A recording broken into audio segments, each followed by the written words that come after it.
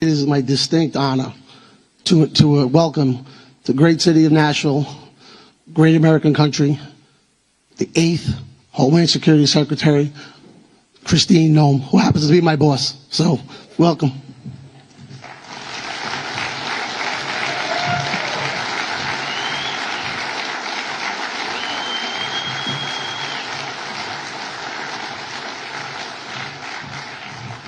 Good afternoon, everybody. How are you? Good. And Tony's doing a good job, isn't he? He's doing a fantastic job. Well, thank you for giving me the honor and the blessing of getting to come and spend some from the bottom of my heart and my family's heart, I want to say thank you. Thank you for all that you do to keep people safe and to uphold your oath to be out in our communities, protecting people from public safety threats, but also being an example to our next generation of Americans. Our kids and our grandkids are desperate for examples to look up to. And the way that you lead, the way that you enforce the law, and the way that you do it with compassion, but also firmness, sets an example for how we want all Americans to live their lives. So just thank you for that, and know that we pray for you, that God will have his hand on you and your families and continue to bless you as you do your work. Listen, I'd like to thank everybody who's hosted me today. I know we've got a host of leaders that are here. We just met with Vince backstage a little bit and talked to him a little bit. Tony obviously has been very helpful. Michael, who is from the New York State Chief of Department, Mark Ross, Craig Miller. We've got Craig Lally as well, and then the Chicago Fraternal Order of Police Recording Secretary Rob is here, and then Rochester Police Locust Club President Jeff is with us as well. But would you give all of those individuals who stepped up into a leadership position a round of applause for what they do to bring everybody together?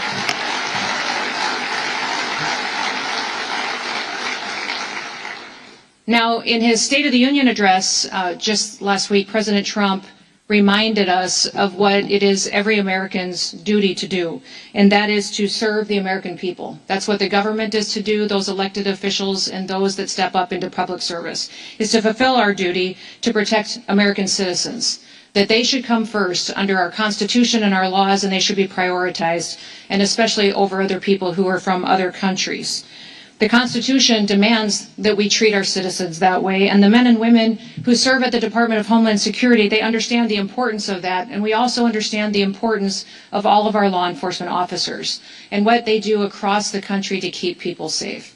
The department was formed after the horrific events on 9/11, and just 2 years later, as Congress put the department together with the support of the president, 23 different agencies who had a nexus and a focus on defending the homeland were put in order to make sure that they were all following the same mission every single day. So it's a very diverse department. It not only has FLETC in it that trains over 130 different federal law enforcement agencies and officers from those agencies. It also includes CBP, ICE, CWMD, which is Countering Weapons of Mass Destruction. So some of you may have gone through some of those trainings to help us detect some of the threats here in our homeland, and also some of the trainings that it takes as far as responding to fires and 911 calls in different specific situations. We have intelligence agencies. We also cover FEMA. FEMA is a disaster response agency, but it also is the agency that's entrusted to run the government on our very worst day. If we had a tragedy in this country where we needed someone to step up because our leadership was not able to, that agency would be entrusted to do that and to maintain our critical infrastructure. So they ensure that they go forward and maintain our electrical grid and our critical infrastructure such as water and systems that we rely on every day to help the American people be safe and to still have their way of life. We also have CISA, which some of you may have worked with them, which is our cybersecurity agency, which goes out and not only hunts down bad actors that would attack us on our cyber systems, but also gives us mitigation measures for how we can harden our systems. All of these entities work together to serve the American people and to make sure that we're prepared for any threats that we may face, but also respond to them in a way that honors what our ideals are. The sacred duty of our government, truly, is that people are entrusted to secure the rights also of all the American people. You know, the Declaration of Independent states that governments derive their powers from the consent of the governed, which is the people. The people give us the right to do our jobs each and every day. And as long as this world is fractured and as long as human nature is fallen, we will need brave men and women who step up and serve and enforce our rights and our laws and our values. And that's what all of you do in this room with your colleagues. The heroism was on full display this last week when we saw the attack in Austin, Texas, and we saw that the first responders that helped protected people and more lives there were our law enforcement that responded immediately. Instead of running away, they ran to it. And though we lost 3 lives and saw many other people injured, they prevented so many other lives from being lost. We're very grateful that they are willing to do that and to serve in such a way. In fact, it reminded me of the quote that is often attributed to George Orwell that states, "People sleep peacefully in their beds at night only because rough men stand ready to do violence on their behalves." Which means you step up in order to protect people, and you do it in a way that other people often are never going to be required to. When tragedies like what we saw in Austin take place, it's your leadership and it's your decision making that make all the difference. You use judgment, and people entrust you with their lives. You're on the front lines of leadership, and you have the responsibility of guiding and also shaping the next generation. So we thank you for that, and we thank you for what you do.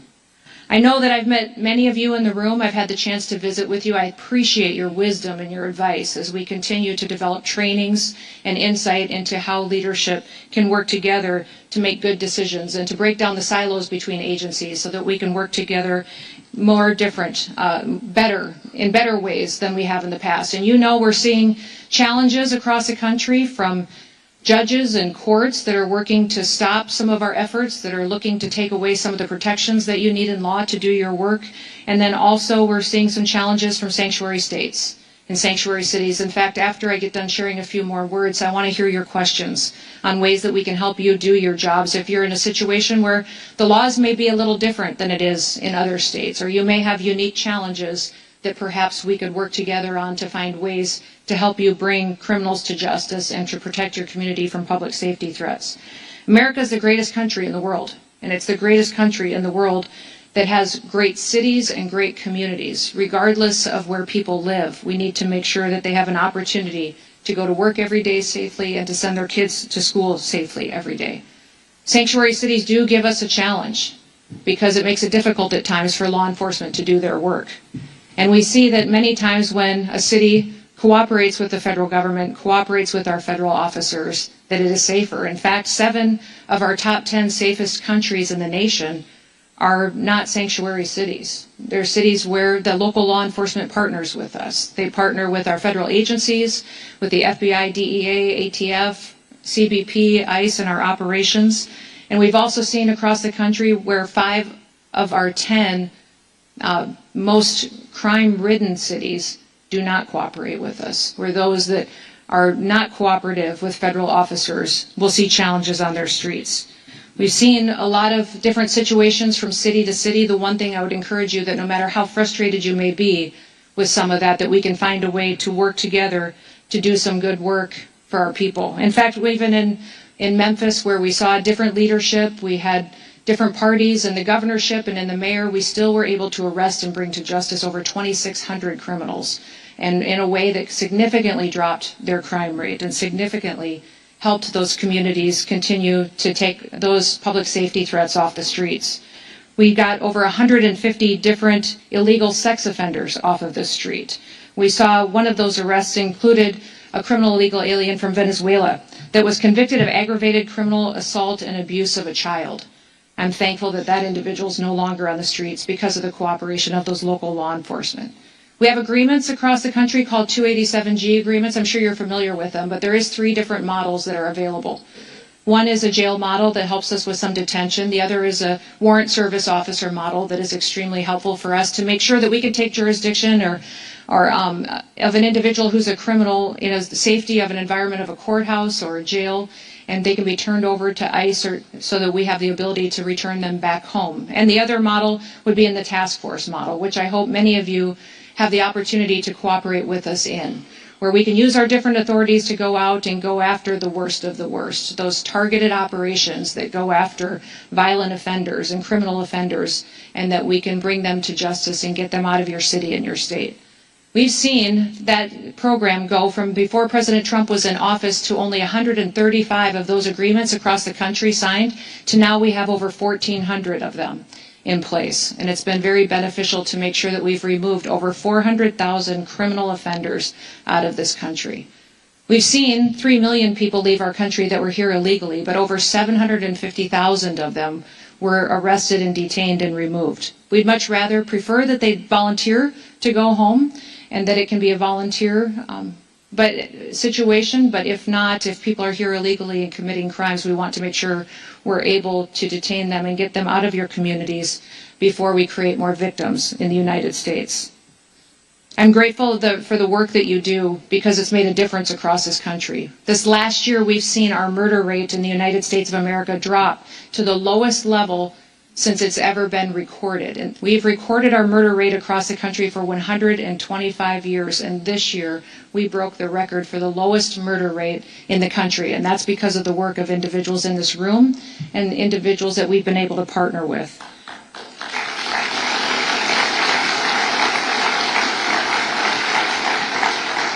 We've also taken 1.7 billion lethal doses of drugs off our streets and stopped them from coming into the United States. That means 1.7 billion people will still be with us because of the work that our agencies and our work has done.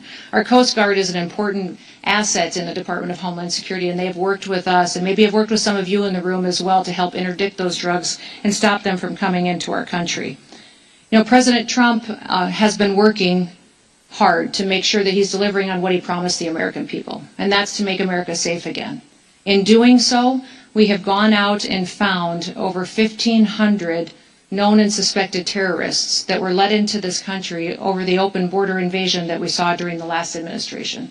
Those 1,500 individuals who are already on our known and suspected terrorist watch list have been brought to justice and removed. We know there's many more, but we're going to still continue to look for them, to find them, and to do all that we can to make sure that this country is safe. Beyond that, we've also arrested and removed over 7,700 gang members, TDA members, MS-13, Sinaloa cartel. The president is extremely focused on fighting cartels and recognize them as a foreign terrorist organization so that we can have new authorities to go after them. And we'll be working throughout the Western Hemisphere with all the countries to make sure that we're biting the snake off, cutting its head off, with fighting the cartels before they ever reach the United States, stopping the drug flow, stopping the guns and ammunition from getting here and hurting our families and the homeland. We'll continue to work together to make sure that we have the opportunity to do that.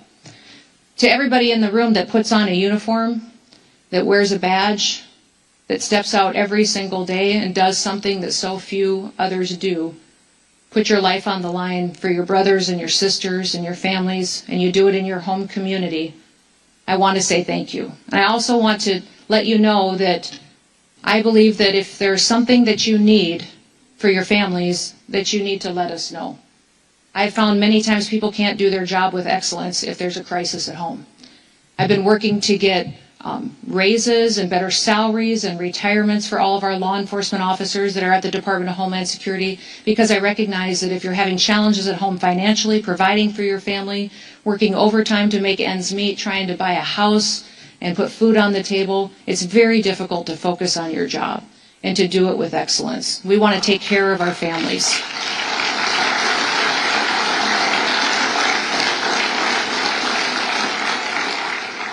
So all of your suggestions and ideas, bring them forward. I will continue to push for that, because I'm a strong believer that we need you at the top of your game every day. And that means that your family needs to be right beside you, happy, healthy, and whole, and that God can continue to protect you and protect them and make sure that you have a chance at the American dream too. So with that, why don't we open it up to some questions? I know some of you may have some prepared, and some of you may just thought, hey, I've always wanted to ask her this. You sure can.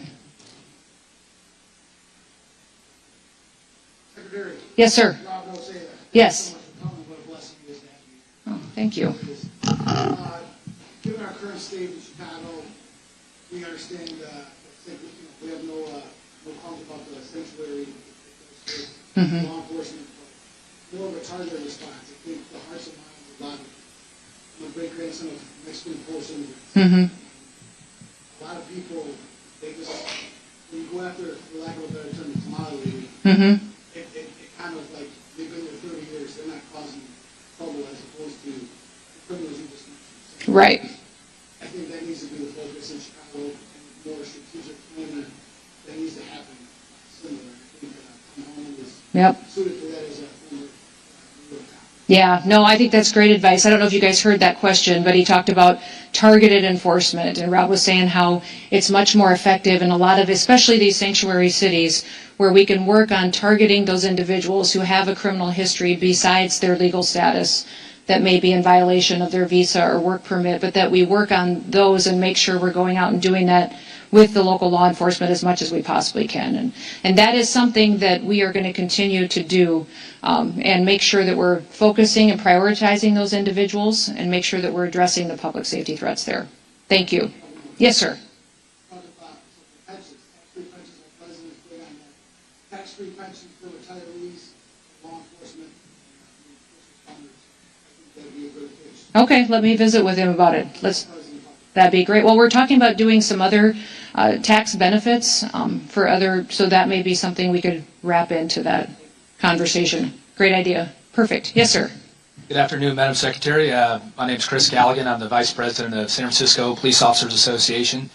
First of all, I just want to say thank you for recognizing major cities and all of our police unions here across the nation. It means a great deal for you to be here today, so thank you for that. My question, local officers have increasingly been on the front lines of Homeland Security, yet we are still funded and staffed like a city responsibility, not a national one. How will DHS ensure local agencies aren't carrying federal priorities on local budgets and with local staffing?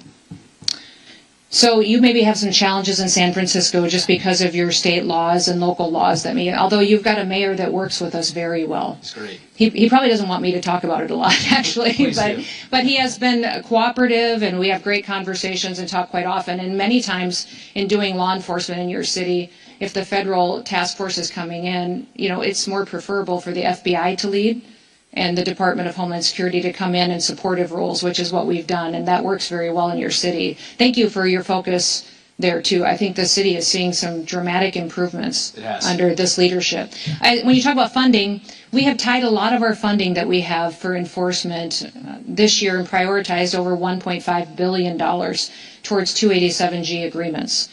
So we've reimbursed departments that have an agreement, or a county or a sheriff, with funding them on overtime or on benefits, some of the other things that we can do. We've also, on the jail model, obviously reimbursed per beds. If you don't have the opportunity to participate in 287G, I think your best options for funding alternatives would be through some grants that we have at the department. We have specific grants towards terrorism grants that you can do, some security grants, and there's hazard mitigation grants that are in Homeland Security safety grants through FEMA that would be available. So maybe what I'll do is I will forward those grant opportunities to all of you so that you can share them with your departments and have that opportunity. We also have some grants specifically targeted towards special operations. So if you've got some special operations that fit into that category, we could get you some funding that way. Great. Thank you, ma'am. Absolutely. Yes, sir.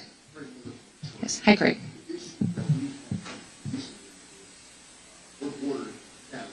Yes.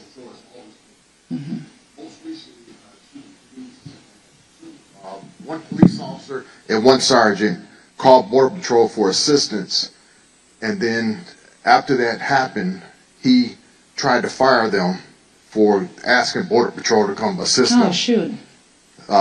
Most recently, they just suspended both officers for 30 days without pay. The Border Patrol? No, Detroit those police. officers in Detroit. Yeah, Detroit Okay. police. So the one incident was the female of the house called because the husband was trying to break into the house. When the officers got there, he had a bad passport and a bad Social Security card. So they called Border Patrol for assistance. They ended up taking him to jail because he had a warrant outside the city of Detroit. The second one was a traffic stop. The fingerprint reader wasn't working, so they called for them to bring theirs over there, and the person had a warrant also. So both officers got suspended without pay for 30 days. So did the officers that did the arresting, was that the Detroit officers that did it, or did the Border Patrol? Border Patrol ended up arresting them they? because one had an out the city see. warrant, and Yeah. the other one had other information that. Okay. That's one of the things that I think a lot of citizens don't necessarily know, is that CBP and ICE are law enforcement officers and do enforce other crimes that have been committed. But if we can be advocates for those law enforcement officers, we certainly will. And maybe we could come up with some kind of an agreement that would allow those officers to still be able to call on Border Patrol for backup and assistance when they need it. I hate to put them in a situation where now the officers in Detroit, when they need help and need assistance, that they can't call on Border Patrol when they might be the closest asset. So maybe I'll get some contact information from you and see what we can do to work out an agreement with Detroit on being able to call on Border Patrol with some guidance on how those interactions will work. Okay, thank you. You bet. Thank you. Good afternoon, Madam Secretary. My name is Don Famuina, and I represent the State of Hawaii Organization of Police Officers. First of all, I would like to extend our sincerest aloha and mahalo for all that you and your administration are doing. Given Hawaii's status as a major international gateway, how is DHS balancing the current administration's strict zero-tolerance border policies with the unique reality of Hawaii's isolated geography and its dependence on international tourism? Yeah, you do have some unique situations for us, and I hope that we've worked well with you. We have a presence in Hawaii, where you wouldn't necessarily see a large ICE presence doing immigration enforcement. More of what we are pursuing in Hawaii would be through our TSA officials, and then also we have CBP there, of course, because of all the travel back and forth and individuals. CBP is the largest law enforcement agency that we have, one of the largest in the country, and it does all traveler information internationally, and so I'm sure that you're interacting with them quite often. So we don't, as far as targeted operations, you may see a presence in Hawaii if we know specific individuals there. And we are tracking and have signed security agreements with other countries. I think since I've been Homeland Security Secretary, we've signed 27 different security agreements with other countries to share information with us. If they have a dangerous individual that they think maybe has traveled into the United States, we will share those databases with each other. They share theirs with us so that we know when some of these individuals are coming into the country. And that may be, I'd say, the vast majority of the interactions you'll see in Hawaii. If you've got some suggestions for us or experience, I'd sure love to hear it. We'll definitely do that. Mahalo. Mahalo. Yes, sir. Hi, my name is Jeff Wader. I'm the proud president of the Rochester Police Locust Club, located between Buffalo and Syracuse, and just a shameless plug, go Bills. Yeah, that's right, good. So I used to have, my T of O is 728 officers. Okay. I'm currently down to 594. And I had two more come in the other day that they're retiring. And we have a very, very difficult time retaining our members, but also hiring. And I know this is a issue throughout the country, especially in larger communities. My question to you is the federal government and or the Trump administration, are they able to provide bonuses for retention and bonuses for hiring incentives to start building back our staff? I don't know if we do for local and state law enforcement agencies. We have been doing that at our federal level with our departments, CBP and ICE. We have done that. We also, I put in the budget request a 10% increase for all of our federal officers. I wasn't granted that, but we're gonna get there hopefully in this next budget round. I will look to see what latitude we have to do that. We'd have to do it in a way of grants with restrictions that it could only be plugged into salaries and bonuses. I think, you tell me, we've done a lot of hiring bonuses. And for me, it is just as important to do retention bonuses. I think it must be extremely discouraging for officers who served for years to see other individuals hired with a huge hiring bonus while they've been showing up and been dependable and been doing the work day after day and not see that. So it's one of those things that we're working on in our department as well. Thank you. And just a side note to that is that we're seeing things now where officers will buy 3 years worth of military time and they do 17 years and they walk out the door at 20. That's So they're right. not even doing their full 20 anymore. They just want to get out. That's So right. whatever we can do to help retain them and Hang on to them. Did you lose most of your people through retirements and early retirements like that? yes. Yeah. Since 2020, we had our riots and our protests. Mm-hmm.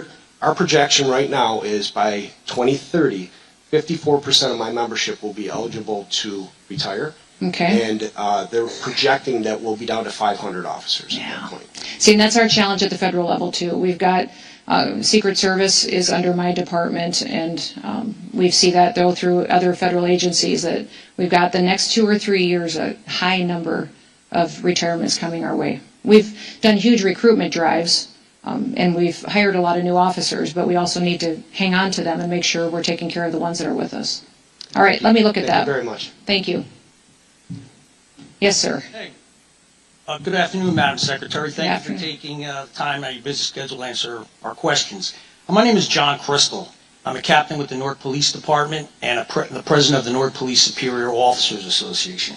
The question here is, how does the Department of Homeland Security foresee the current Trump administration reconciling federal policies with state policies in reference to the sharing of information by local and state agencies when it comes to illegal aliens wanted for crimes? Mm-hmm. Some of our sanctuary states, just like New Jersey and Newark, they've implemented policies, executive orders, introduced legislation barring cooperation with the Department of Homeland Security with sharing of this information.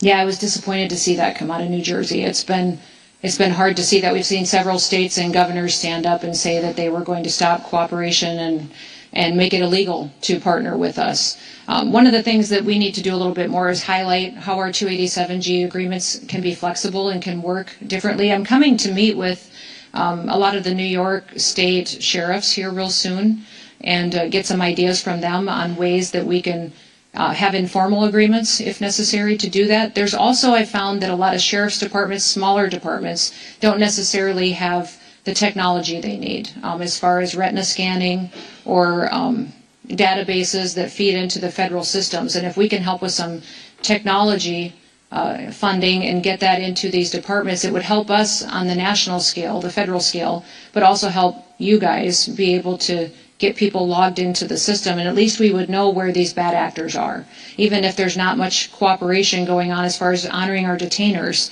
or cooperating with us, at least if we know where these criminals are, we can still be aware for when they're released on the streets. But it's, for us, our preference is to always figure out a way that we can work together. On enforcement operations, at least to be able to have local law enforcement provide backup or respond should we need officer assistance. Beyond that, it'd be great to have these communities honoring our detainers. But I will continue to go talk to these governors, have conversations with leaders and state legislators to see what I can do to push back on some of this legislation we're seeing. All right, thanks very much. Oh, by the way, another question. Are you religious? Because you're the answer to all my prayers. There we go. I am, sir. And who knew? Oh, gosh. Good deal. You're going to have to top that one. I don't know. I don't know. That's a tough act to follow. Right. Let me He tell you might be something. my favorite. New York's Yeah. always hard to follow. That's right, it You know, is. Guys, okay. I'm Sergeant Walcott. I'm the Chief Steward with the Memphis Police Association for Memphis Police Department. Well, look at you. You guys have been rock stars. Woo! Y'all have been rock stars helping us out. So I don't get this up a little higher. Firstly, everyone in this room knows that Memphis has statistically been one of, and in some years, the most dangerous city in the United States. The federal support that our department has received since September of 2024 has been nothing short of a miracle. Our crime rates are much lower when compared to the same exact months the preceding year when we had no help. And I don't mean lower like the national average. I mean lower like our murder rate is down 35%. Our aggravated assaults are also down 35%. These are current numbers. Our robbery rates are down 58%. And our motor vehicle thefts are down 68%. I say all this to say thank you for this help. And it has been invaluable and truly proves that more law enforcement with reasonable but aggressive tactics equals less crime. My question to you would be the following. I'm extremely concerned about cartel activity, which you touched on shortly ago, all throughout the country regarding drugs and human trafficking, but especially in Memphis, as it's considered a hub for the cartels. Is ICE itself putting any extra special emphasis on cartel activity, in particular since their reach appears to be much longer than most people realize, and they reportedly even threaten agents with bounties? And does classifying cartels as terrorists help combat them from that? Is that a tool to help you combat them? Does. When President Trump declared the cartels as foreign terrorist organizations, it opens up the door for a lot more authorities that we can use to go after them.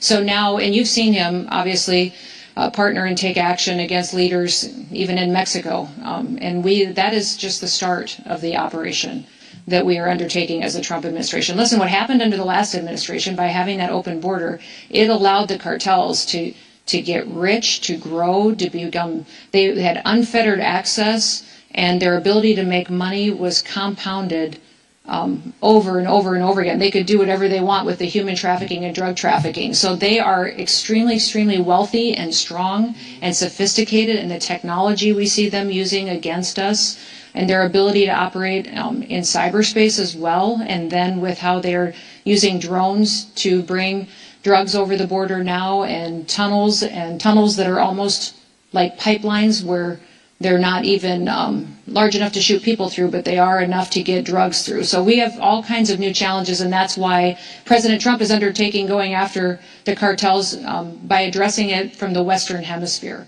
He will have a big agreement that I'll be there with him on Saturday with the Department of War and the Department of State on how we're going to go after cartels and drug trafficking in the entire Western Hemisphere. So this challenge, we've realized, is big.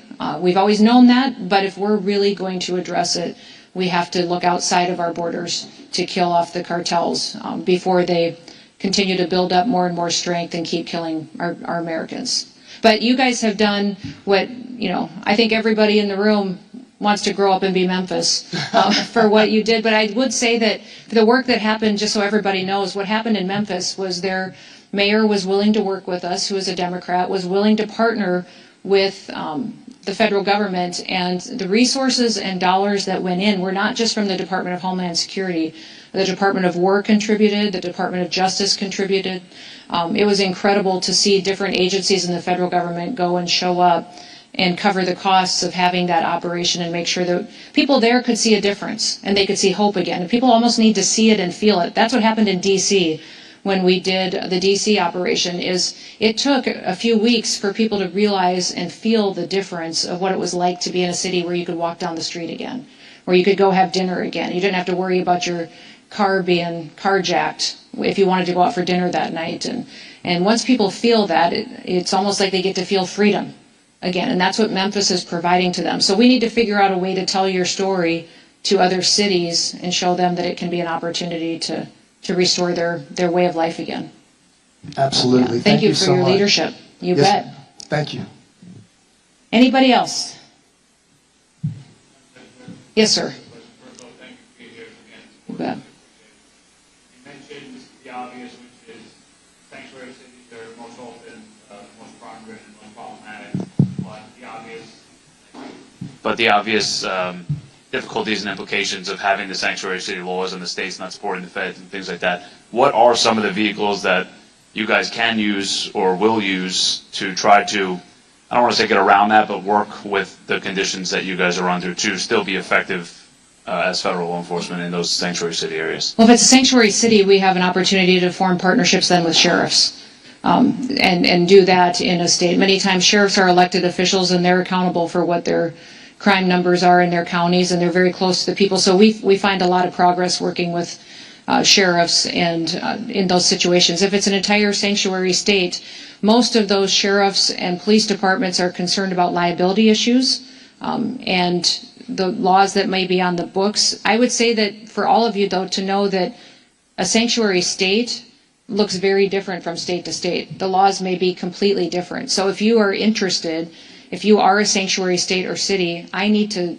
come sit with you or have someone from our team come sit with you, really go through with my attorneys your state laws and see how we could still work together and not have you live in fear of being punished or being held criminally liable for not abiding by those sanctuary laws. We can challenge them, and the federal government and Department of Justice is going to be challenging sanctuary states and laws. In fact, today in the House Judiciary Committee, they're marking up a bill in Congress that would ban sanctuary cities and states, that would use the supremacy clause.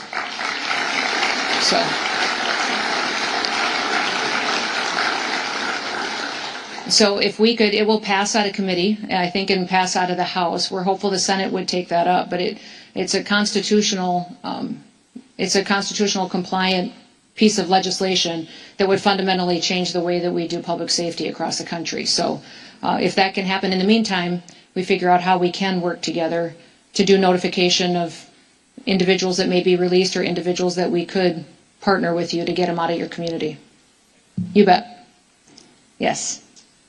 Thank you, ma'am. This is going to sound a little bit like a sales pitch, but it's not, I assure you. I work for a company called Vertex. We already have a very nice contract with Homeland Security, so this doesn't count. Good. I bring a unique perspective. I don't have a question for you. I have a comment. Okay. I live just outside the city of Portland. I work on our federal team, so I work with your agents all over the country. HSI, ICE, Secret Service. I see them being treated like garbage in various places, up to and including with extreme violence. The perspective I bring is this: I have not worked with a better group of people, more professional, humble, quiet professionals. They're amazing men and women, all of them, and I didn't want to miss this opportunity to tell you that directly. So thank you very much. That goes to you, your staff, and all of your agents across the country. Well, thank you very much. Thank you for saying that. I appreciate it.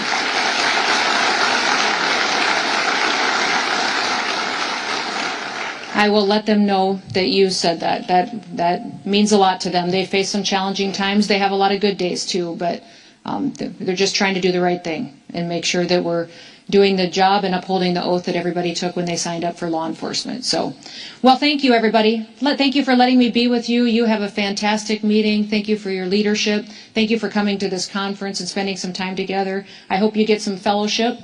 From what I understand, cops are pretty good at that. So you have fun. I'm sorry I can't stick around for it, but God bless you. And may God continue to bless our great country. Have a great day.